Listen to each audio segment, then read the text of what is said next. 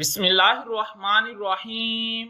अस्सलामुअलैकुम फ्रेंड्स, आज के सऊदी अरब के ताज़ा तरीन गोल्ड रेट्स के साथ मैं आपकी खिदमत में हाजिर हूँ।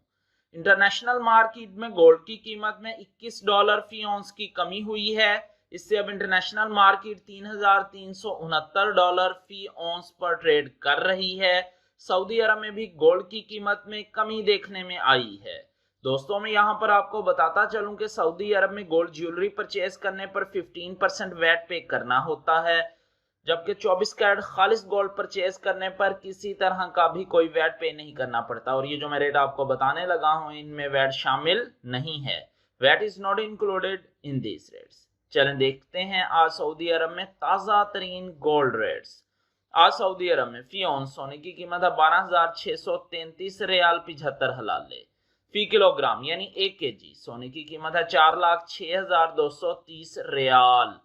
18 कैरेट गोल्ड की फी ग्राम कीमत है 304 रियाल 67 हलाले।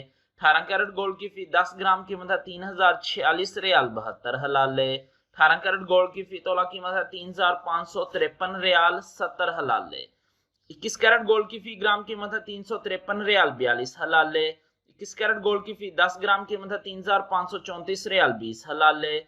21 कैरेट गोल्ड की फी तोला कीमत है 4,122 रियाल 29 हलाले। 22 कैरेट गोल्ड की फी ग्राम कीमत है 372 रियाल 35 हलाले।